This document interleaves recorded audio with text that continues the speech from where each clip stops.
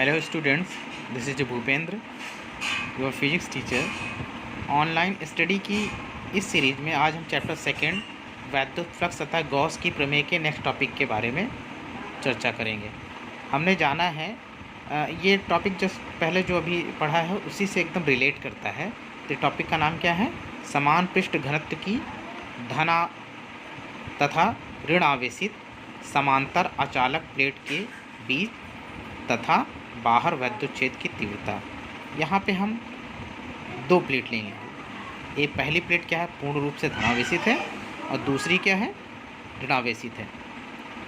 अब यहाँ पे एक पॉइंट P माना गया है, एक P डैश माना गया है। यहाँ E1 और E2 क्या है? सेम डायरेक्शन पे है और यहाँ E1 और E2 क्या है? अपोजिट डायरेक्शन पे है।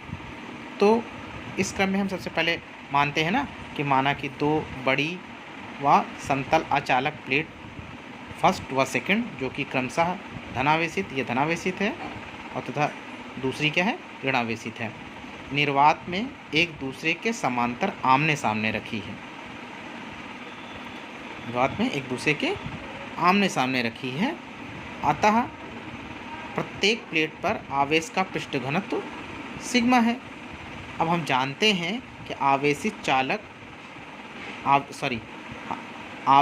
अचालक प्लेट के निकट प्लेट के किसी भी ओर किसी बिंदु पर वैद्युत क्षेत्र की तीव्रता E = sigma upon 2 epsilon not, जहाँ एप्सिलॉन नॉट क्या है? निर्वात की वैद्युतशीलता है। अब वैद्युत क्षेत्र E की दिशा प्लेट के लंबवत प्लेट से दूर यदि प्लेट धनावेशित है अथवा प्लेट की ओर यदि प्लेट ऋणावेशित होती है। अब यहाँ सपोज कर लेंगे कि माना प्लेट फर्स्ट व सेकंड के बीच बिंदु P है। बिंदु P पर धनावेशित प्लेट फर्स्ट के कारण वैद्युत क्षेत्र की तीव्रता E = sigma upon 2 epsilon not. ये क्या हो जाएगी? जो E1 क्या हो जाएगी? प्लेट एक से दूर हो जाएगी। अब इसी प्रकार हम दूसरे वाले पॉइंट के बारे में बात करेंगे। तो इसी प्रकार बिंदु P पर ऋणावेशित प्लेट सेकंड के कारण वैद्युत क्षेत्र की तीव्रता E2 = sigma upon 2 epsilon not. Plate दो की ओर है। अब यहाँ पे हम इसका रिजल्टेंट निकालेंगे अर्थात परिणामी। तो चूँकि E1 व E2 एक ही दिशा में है, E1 E2 are in same direction, अतः बिंदु P पर दोनों प्लेटों के कारण परिणामी वैद्युत क्षेत्र की तीव्रता तो E = E1 + E2। अब यहाँ पे E1 और E2 की वैल्यू पुट कर देंगे, putting the value of E1 and E2।